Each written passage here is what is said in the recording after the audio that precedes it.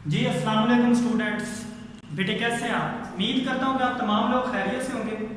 बेटे आज हमने जो टॉपिक डिस्कशन में लाना है ना, ये है ओहम्स लॉ। ओहम्स लॉ इतना वेरी इंपॉर्टेंट टॉपिक है कि एवरी ईयर ये बेटे या तो फर्स्ट टाइम आ जाता है पेपर में या सेकंड टाइम आ जाता है, आता लाजमी है। ये बात मेरी याद रखना, चाहे वो शॉर्ट में दे दे चाहे वो लॉन्ग में दे दे।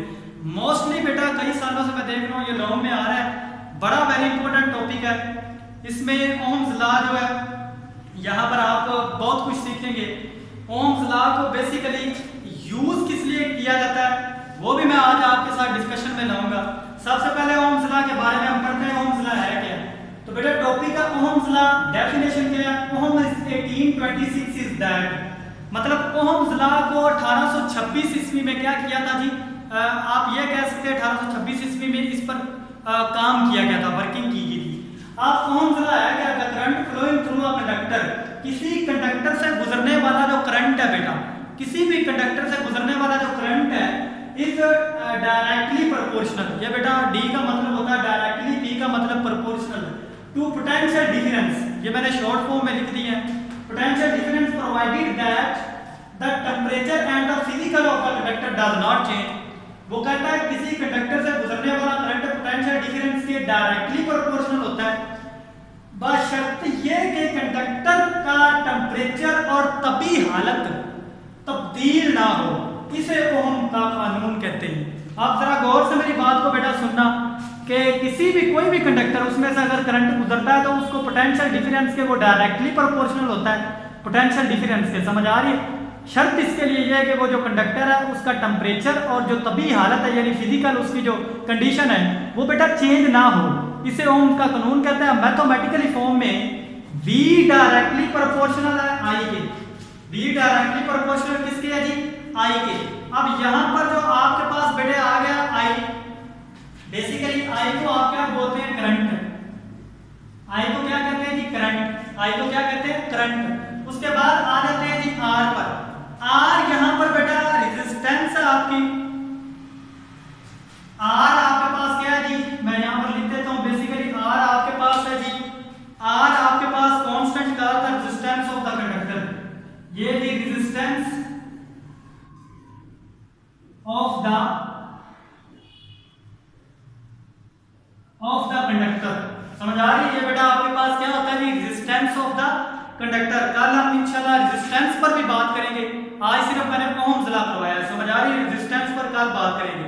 अच्छा बेटे ये आपके पास R तो हो गया resistance of the conductor. Ohm's law है क्या? ओहम्स लॉ हमें बताता है क्या? बेसिकली ये जो V है, V का मतलब होता है वोल्टेज। V का मतलब क्या होता है जी? वोल्टेज। ये जो डायरेक्टली प्रोपोर्शनल है इसको खत्म करके आपके पास क्या आया जी? ये आया आपके पास, ये आपके पास क्या आया? Resistance I. क्या ये जी? Resistance I. अब आपको मैं छोटा सा ये मैंने बनाया जी आपके पास। बेसिकली ये बेटा जो भी ये ज़ेड कर रहे हैं ये करंट फ्लो कर रहा है। ये क्या कर रहा है जी? करंट फ्लो कर रहा है। बेसिकली ये आपके पास एक वायर मैंने यूज की है, जैसे कि कल मैंने आपको कहा इसको रेजिस्टेंस भी कह सकते हैं। ये बेटा आपके पास ये जो PS है बेसिकली ये पावर सप्लाई है। ये आपके पास क्या है जी? पावर सप्लाई है। ये आपके पास क्या है? इसको बेसिकली क्या लिखना है जी? Power supply.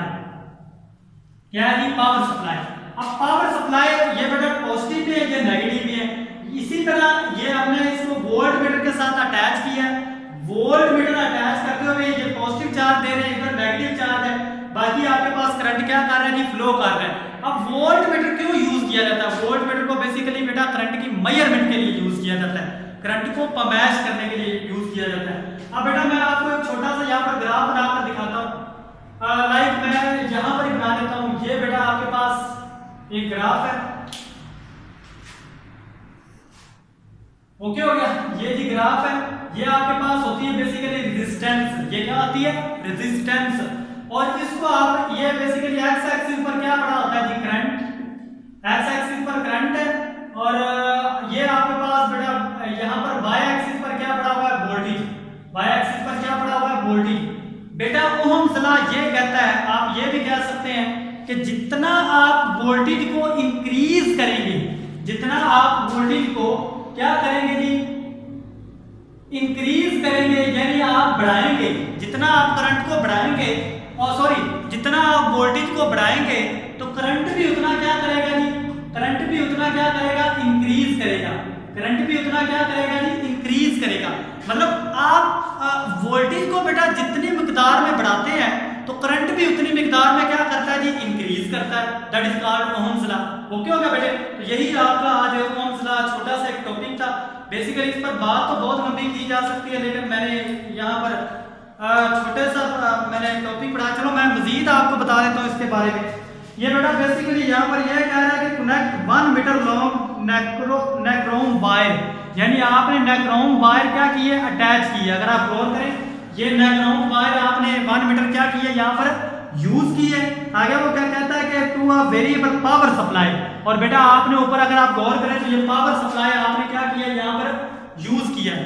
पावर सप्लाई के बाद आगे वो क्या कहता है जी, आपके पास है शोन इन अ फिगर, जैसे कि फिगर मैंने बनाई। Also connect an ammeter in series, आपने एमीटर उस सीरीज के साथ क्या किया जी, जोड़ा है।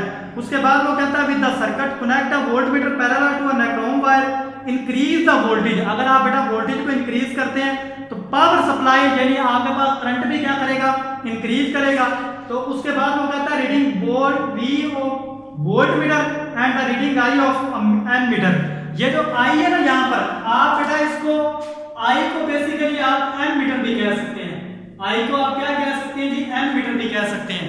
उसके बाद आपके पास वो यहाँ पर यह कह रहे हैं you will observe that the value of V by I remain constant. यहाँ पर जो V by I की वैल्यू है बेटा, यहाँ पर जो V by I की वैल्यू है वो आपके पास क्या रहेगी जी, वो आपके पास बेटा कांस्टेंट रहेगी। V by I की वैल्यू क्या रहेगी, कांस्टेंट रहेगी। उसके बाद वो यहाँ पर यह कह रहे हैं कि V is proportional to I। यही बात है, V जो है वो डायरेक्टली प्रोपोर्शनल है। V किसके डायरेक्टली प्रोपोर्शनल है, I के। ओके हो गया बेटा? उसके बाद वो यहाँ पर यह कह रहे हैं कि the relation between potential difference and current first discovered by George Simon. ये बेटा आपके पास जॉर्ज सैमन पहला बंदा था जिसने ओहम्स लॉ पर बात की थी। बंदे का नाम क्या था जी, बंदे का नाम था, यहाँ पर मैं नोट कर देता हूँ, जॉर्ज सैमन इसका नाम था, जॉर्ज सैमन। ठीक है जी, जॉर्ज सैमन जिसने ओहम्स लॉ पर क्या की थी जी, बात की थी। कल हम इंशाल्लाह रेजिस्टेंस पर बात करेंगे। इससे पहले मैं आपको लास्ट वाली लाइन बताता चलूं जो वेरी इंपॉर्टेंट है बेटा। बेसिकली आप ओहम्स लॉ को यूज ही क्यों करते हैं बेटा, ओहम के कानून की मदद से हम दो मालूम मिकदारों से, यानी दो मालूम मिकदारों से तीसरी नामालूम मिकदार क्या कर सकते हैं जी, फाइंड आउट कर सकते हैं। यही बेटा आपके पास ओहम्स लॉ था। ओके बेटे, अल्लाह हाफिज, दुआओं में याद रखिएगा। यही आपका टॉपिक था आज का। कल हम इंशाल्लाह रेजिस्टेंस पर बात करेंगे। ओके, अल्लाह हाफिज।